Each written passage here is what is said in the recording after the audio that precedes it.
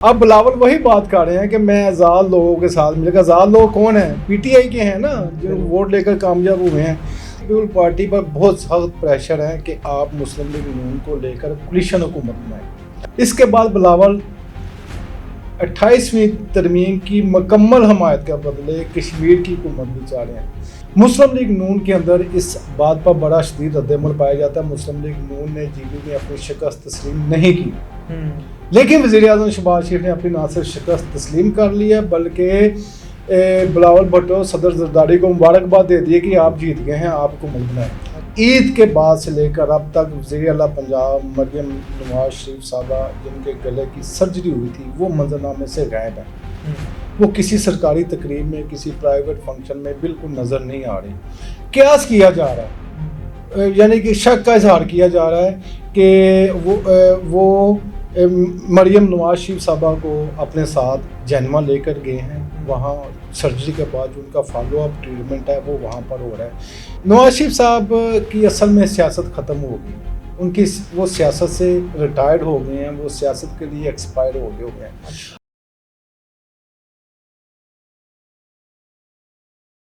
अस्सलाम वालेकुम जी, मैं हूं हसनैन चौधरी। गिलगित बल्तिस्तान के इलेक्शन जो है वो पुरअमन तरीके से मुकम्मल होने के बाद हुकूमत साजी का मरहला अब शुरू हुआ चाहता है। पाकिस्तान पीपल्स पार्टी इस वक्त जो है वो गिलगित बल्तिस्तान की बड़ी जमात है जिन्होंने सबसे ज़्यादा सीटें जो हैं वो विन की हैं। उसके सेकंड नंबर पे हैं पाकिस्तान मुस्लिम लीग नून और उसके साथ आगे जो है वो आज़ाद उम्मीदवार, फिर पीटीआई के 2 उम्मीदवार और साथ एमडब्ल्यूएम के जो उम्मीदवार हैं उन्होंने ये सीटें जीती हैं। तो अब हुकूमत कैसे बनेगी?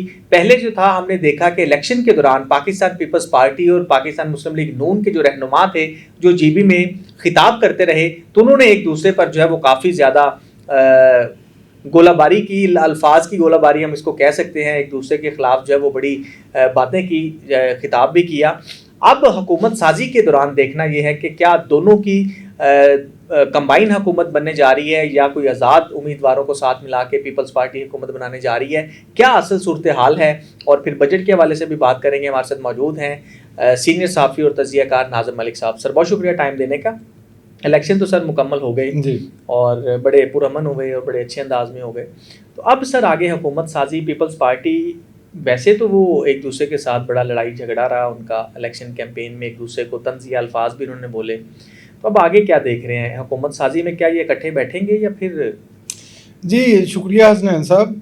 जीबी के इलेक्शन में दोनों जमातों ने वहाँ इलेक्शन कैंपेन के दौरान आखिरी हद तक जाकर एक दूसरे पर इल्ज़ाम तराशी की, करप्शन के इल्ज़ाम लगाए और एक दूसरे के खिलाफ इंतहाई नफरत अंगेज़ तकारीर करते रहे।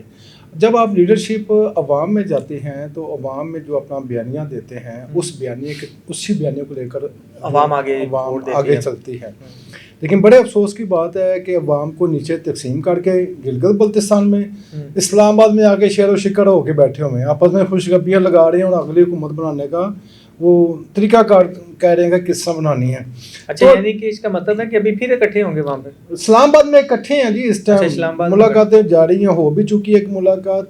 कल प्राइम मिनिस्टर गए हुए थे, वहाँ सदर गए हुए थे, वहाँ सारे आपस में हंस खेल के वो सारी बातें कर रहे थे। सिर्फ अफसोस इस बात का है कि अवाम के सामने चेहरा कोई हो रहा है और बंद कमरों के अंदर इनके रद्द-ए-अमल इनका कुछ हो रहा है।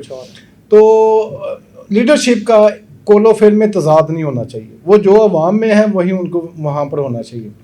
तो इससे अवाम में चाहते हैं कि फिर अवाम में जो बोले वो उधर भी जाके, तो फिर इसका मतलब वो गवर्नमेंट कैसे करे? हाँ जी, तो बस इस तरह की चीज़ें हैं। कंप्रोमाइज़ जो लीडरशिप हो जाती है फिर उनको कंप्रोमाइज़ होकर चलना पड़ता है। आपने सवाल किया वह गिलगित बल्तिस्तान की हुकूमत कैसे बनेगी, हुकूमत साजी। अच्छा जी, उसमें रिजल्ट तकरीबन मुकम्मल हो चुका है। कोई कह रहा है पीपल पार्टी को 10 मिली है, कोई 11 कह रहा है, नून लीग को कोई 5 कह रहा है, कोई 7 कह रहा है। बहरहाल इलेक्शन हो गया है और पीपल पार्टी को हुकूमत दे दी गई है। पीपल्स पार्टी को दे दी गई है, यानी सीएम जो है वो पीपल पार्टी का होगा। और लेकिन कैसे होगा?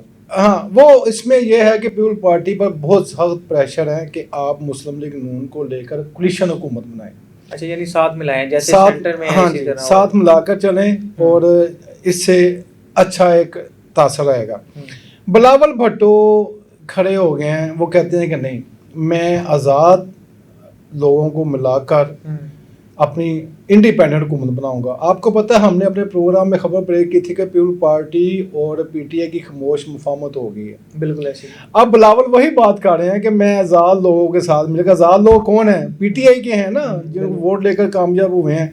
तो वो कह रहे हैं कि मैं आज़ाद जो उम्मीदवार हैं उनको साथ मिलाकर अपनी हुकूमत बनाऊंगा। इस वक्त तक वो इस पर स्टैंड ले चुके हुए हैं, जबकि उन पर प्रेशर भी है कि नहीं जी इनको साथ मिला कर बनाएं। अब देखें अगले मरहले में क्या होता है कि वो, लेकिन एक बात तय है कि वो अब हुकूमत बना रहे हैं और जल्द अनाउंस कर देंगे। ठीक है। दूसरा मैं आपको ये बताता चलूँ कि ये मामला यहीं नहीं रुकेगा। इसके बाद बिलावल 28वीं तरमीम की मुकम्मल हमायत के बदले कश्मीर की हुकूमत भी चाह रहे हैं। इलेक्शन कमीशन ने उसका 27 जुलाई को, यानी अगले महीने, हाँ जी, उसका इलेक्शन का शेड्यूल दिया हुआ है। वो कहते हैं चूँकि इस वक्त प्राइम मिनिस्टर मेरा है, हुकूमत मेरी है, लिहाजा अगली हुकूमत जो है उस पर भी मेरा हक है, मुझे वो भी हुकूमत दी जाए। चीज़ सिर्फ ये है 28वीं तरमीम जिस पर अब ये ब्लैकमेलिंग चल रही है। और बिलावल जो कहते हैं कि वो भी दें तो फिर मैं आपकी मुकम्मल 28वीं तरमीम, यानी उसमें वो सूबे बनाने पर भी तैयार हो जाएंगे। ठीक है। NSA भी विड्रा कर देंगे और जो फेडरल टेरिटरी बननी है उस पर भी एग्री कर देंगे और दीगर जो तरामीम है पूरी। यानी इसका मतलब अगर वो होता है फिर उनका सिंध भी है, GB भी उनके पास आ गया, कश्मीर भी उनके पास, हाँ आ जी, गया, और फिर आगे इसका मतलब फिर यहाँ पे आगे उनके असूल खत्म हो जाते हैं। यहाँ पर सियासत शुरू हो जाती है और अपने मफादात की सियासत शुरू हो जाती है। वो कहते हैं फिर 28वीं तरमीम के बदले जो मर्जी हमसे ले लें, हुकूमत दे दें, फिर जो मर्जी हमसे ले लें। तो यहाँ तक वो उनका आपस में जो गुफ्तगू है इस हद तक पहुँच गई हुई है। अब आगे चलें कि नवाज शरीफ साहब जी वो कहाँ खड़े हैं? हाँ जी, नवाज शरीफ साहब की असल में सियासत ख़त्म हो गई।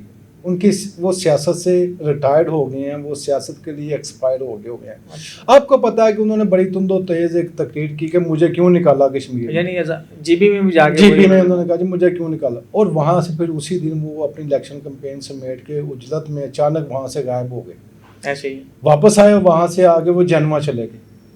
मुस्लिम लीग नून के अंदर इस बात पर बड़ा शदीद रद्द-ए-अमल पाया जाता है। मुस्लिम लीग नून ने GB में अपनी शिकस्त तस्लीम नहीं की, लेकिन वज़ीर-ए-आज़म शहबाज शरीफ ने अपनी ना सिर्फ शिकस्त तस्लीम कर ली है बल्कि बिलावल भुट्टो सदर जरदारी को मुबारकबाद दे दी है कि आप जीत गए हैं, आप हुकूमत बनाएं। अच्छा। ये मुस्लिम लीग नून के अंदर इस बात पर बहुत गम और गुस्सा पाया जा रहा है कि हमने शिकस्त तस्लीम नहीं की। उनके जो साबिक़ वज़ीर आला हफीज़ुर रहमान, उनका कहना है कि मैं हुकूमत बना सकता हूँ, मुझे मौका दें। अगर फिर पार्टी आज़ाद लोगों को साथ मिला के बना सकती है तो मैं भी बना सकता हूँ। बिल्कुल सही।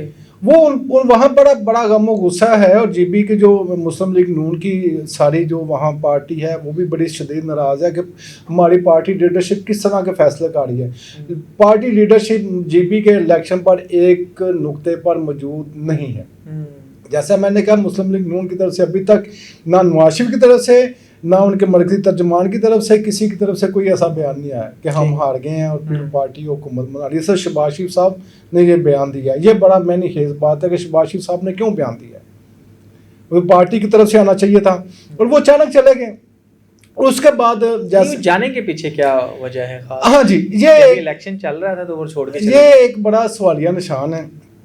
आपको पता है कि ईद के बाद से लेकर अब तक वज़ीर आला पंजाब मरियम नवाज शरीफ साहबा जिनके गले की सर्जरी हुई थी वो मंजरनामे से गायब हैं।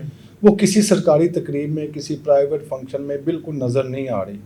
कयास किया जा रहा है, यानी कि शक का इजहार किया जा रहा है कि वो मरियम नवाज शरीफ साहबा को अपने साथ जन्मा लेकर गए हैं। वहाँ सर्जरी के बाद जो उनका फॉलोअप ट्रीटमेंट है वो वहाँ पर हो रहा है। मुस्लिम लीग नून के अंदर किसी को इस बात के इल्म नहीं है कि मरियम नवाज शरीफ साहबा इस वक्त कहाँ है। ना ही सरकारी तौर पर इसकी तस्दीक की जा रही है, ना तस्दीक की जा रही है कि वो पाकिस्तान में हैं या पाकिस्तान से बाहर हैं। इस चीज़ को लेकर काफ़ी शुकुशबात और क़यासराइयाँ और चहमगोइयाँ की जा रही हैं। अब मुस्लिम लीग नून को चाहिए कि अपनी वज़ीर-ए-आला की वो बता दें कि असल में क्या सूरत हाल है ताकि बात क्लियर हो जाए। क्योंकि जब तक आप इंफॉर्मेशन को रोकेंगे फिर उससे गलतफहमियाँ पैदा होती हैं। इसके बाद हम आएंगे बजट के हवाले से। मुझे बताएं कि बजट का अचानक फिर 5 तारीख को बजट होना था, कैंसिल हो गया, डेट आगे। हाँ जी, तो अब क्या बजट हो रहा है? अब बजट के लिए 12 तारीख अनाउंस कर दी गई है।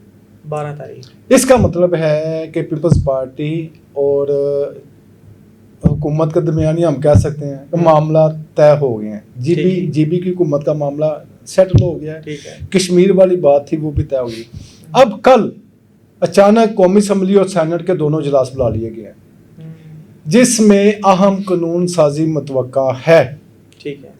वो एनएफसी के हवाले से हुए, वो फेडरल टेरिटरी के हवाले से हुए। कल यानी जीबी गवर्नमेंट बनने से पहले तरमीम हो गई, बजट पेश होने से पहले, बजट से पहले हो गई। अच्छा। वो तरमीम होगी और जो मरकज जो पैसे मांग रहा है वो फिर बजट में पेश कर दिया जाएगा। सूबों का हिस्सा कम करके फेडरल को दे दिया जाएगा। तो एक इम्कान है, कहा जा रहा है कि शायद इम्कान है कि मुमकिन तौर पर कल एक अहम कानून साजी हो सकती है। ठीक है। उसके बाद फिर 12 को बजट पेश कर दिया जाएगा और बजट में फिर जिस तरह होता है वो आपको तरीकाकार को पास पार्टी ने उसी सूरत में करवाना था कि उनको जीबी की तस्दीक की जाए कि हम आपको जीबी की हुकूमत दे रहे हैं। ठीक है।